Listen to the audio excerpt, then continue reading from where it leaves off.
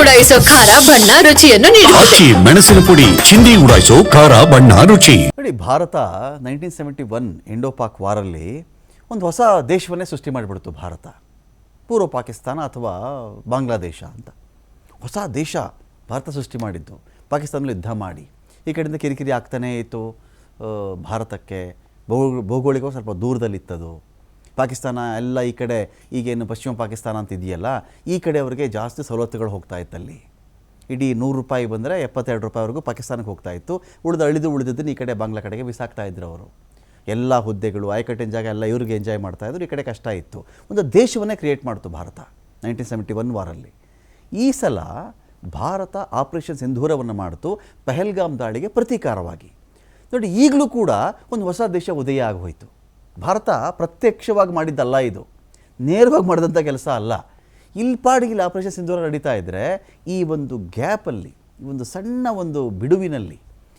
ಬಿಡುವಿನ ವೇಳೆಯಲ್ಲಿ ಬಲೂಚಿಸ್ತಾನ್ ಅಂತ ಒಂದು ದೇಶ ಉದಯ ಆಗಿಬಿಟ್ಟಿದೆ. ಅಂತಾರಾಷ್ಟ್ರೀಯ ಮಾನ್ಯತೆ ಸಿಕ್ಕಿದೆಯಾ? ಸಿಕ್ಕಿಲ್ಲ. ಕೇಳಿಕೊಳ್ತಾ ಇದ್ದಾರೆ ಅವರು, ನಮ್ಮದೊಂದು ದೇಶ ಅಂತ ಆಗಿಬಿಟ್ಟಿದೆ ಈಗ ಅಂಥೇಳಿ ಅನೌನ್ಸ್ ಮಾಡಿಕೊಂಡಿದ್ದಾರೆ. ಹೇಗೆ? ಪಾಕಿಸ್ತಾನದ ಧ್ವಜಕ್ಕೆ, ರಾಷ್ಟ್ರ ಧ್ವಜಕ್ಕೆ ಬಲೂಚಿಸ್ತಾನದಲ್ಲಿ ಎಲ್ಲೂ ಅವಕಾಶ ಇಲ್ಲ. ಹೊಸಕ್ಕೆ ಹಾಕಿಬಿಟ್ಟಿದ್ದಾರೆ ಆ ಧ್ವಜವನ್ನು, ಕಿತ್ತು ಬಿಸಾಕಿದ್ದಾರೆ ಅದನ್ನು. ಬಲೂಚಿಗಳ ಮನೆಗಳ ಮೇಲೆ ಹಾರ್ತಾ ಇರೋದು ಇದೀಗ ಬಲೂಚಿಸ್ತಾನದ ಧ್ವಜ. ಬಲೂಚಿಸ್ತಾನದ ಮನೆಗಳು, ಅಂಗಡಿಗಳು, ಕಟ್ಟಡಗಳ ಮೇಲೆ ಹಾರಾಡ್ತಾ ಇದೆ ಇದು. ರಸ್ತೆಯಲ್ಲಿ ಎಲ್ಲಿ ನೋಡಿದ್ರೂ ಕೂಡ ಬಲೂಚ್ ಧ್ವಜ ಹಾರಾಡ್ತಾ ಇದೆ. ಇದರ ಜೊತೆಗೆ ಪಾಕಿಸ್ತಾನದ ವಿರುದ್ಧ ಬೀದಿಗಿಳಿದಿದ್ದಾರೆ ಬಲೂಚಿಗಳ ಕಗ್ಗೊಲೆಯನ್ನು ವಿರೋಧಿಸಿ ಬಲೂಚಿಸ್ತಾನದಲ್ಲಿ ಹೋರಾಟವನ್ನು ಮಾಡ್ತಾ ಇದ್ದಾರೆ. ಯಾವುದು ವಿಚಾರ ಏನೇ ಇರಲಿ, ಈ ಬಲೂಚಿಗಳ ಹೋರಾಟದ ಅಂತಃಸತ್ವ ಇದೆಯಲ್ಲ, ಅದನ್ನು ಮೆಚ್ಚಬೇಕ್ರಿ ಯಾರಾದರೂ. ನಿಜವಾಗ್ಲೂ ಮೆಚ್ಚಬೇಕು ಇದನ್ನು. ಅವ್ರಿಗೆ ಶಕ್ತಿ ಇದೆಯೋ ಇಲ್ಲವೋ. ನಿಮಗೆ ಇನ್ನೊಂದು ವಿಷಯ ಗೊತ್ತಿರಲಿ, ಪಾಕಿಸ್ತಾನದ ಮಟ್ಟಿಗೆ ಬಲೂಚಿಸ್ತಾನ ಚಿನ್ನದ ಮೊಟ್ಟೆ ಇಡುವ ಕೋಳಿ, ಚಿನ್ನದ ನಿಧಿಯ ಅನೇಕ ಖನಿಜಗಳ ನಿಕ್ಷೇಪನೇ ಬಲೂಚಿಸ್ತಾನದಲ್ಲಿರೋದು. ನೀವು ಪಾಕಿಂದ ಬಲೂಚನ್ನು ಬೇರ್ಪಡಿಸ್ಬಿಟ್ರೆ ಒಂದು ಮನೆಯಿಂದ ಒಂದು ದೊಡ್ಡ ತಿಜೋರಿಯನ್ನು, ಹಣ ಇದ್ದಂಥ ನಿಧಿಯನ್ನೇ ಮನೆಯಿಂದ ಆಚೆ ಹಾಕದಂತೆ ಅದು.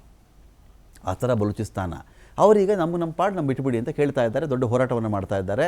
ಇದೀಗ ಪಾಕ್ ಪತನ ಆಯಿತು ಒಂದು ಕಡೆಯಲ್ಲಿ, ರಿಪಬ್ಲಿಕ್ ಆಫ್ ಬಲೂಚಿಸ್ತಾನ್ ಉದಯ ಆಯಿತು. ಬಲೂಚ್ ವಿಮೋಚನೆ ನಾಯಕ ಮೀರ್ಯಾರ್ ಬಲೂಚಿ ಘೋಷಣೆ ಮಾಡಿರೋದು ಏಷ್ಯಾ ಖಂಡ ಮಾತ್ರವಲ್ಲದೆ ಇಡೀ ಜಗತ್ತಲ್ಲಿ ಸಂಚಲನ ಸೃಷ್ಟಿ ಮಾಡ್ತಾ ಇದೆ. ನಾನು ಭಾರತದ ರಾಯಭಾರ ಕಚೇರಿ ಓಪನ್ ಮಾಡಬೇಕು ಅಂತ ಇದ್ದೀವಿ, ನಮಗೊಂದು ಅವಕಾಶ ಕೊಡಿ, ವಿಶ್ವಸಂಸ್ಥೆ ನಮ್ಮನ್ನು ಒಂದು ದೇಶ ಅಂತ ಮಾನ್ಯ ಮಾಡಿ ಅಂಥೇಳಿ ವಿಶ್ವದ ನಾನಾ ದೇಶಗಳ ಮುಂದೆ ಬಲೂಚ್ ಹೋರಾಟಗಾರರು ಇದೀಗ ಕೇಳ್ಕೊಳ್ತಾ ಇದ್ದಾರೆ. IMFಗೂ ಕೇಳ್ಕೊಳ್ತಾ ಇದ್ದಾರೆ ಅವರು. ವಿಶ್ವ ಬ್ಯಾಂಕು ಒಂದು ಮನವಿಯನ್ನು ಮಾಡಿದ್ದಾರೆ, ನಮಗೊಂದು ಮಾನ್ಯತೆ ಕೊಡಿ, ನಮ್ಮನ್ನು ಗುರುತಿಸಿ ಗಮನಿಸಿ ಅಂತ.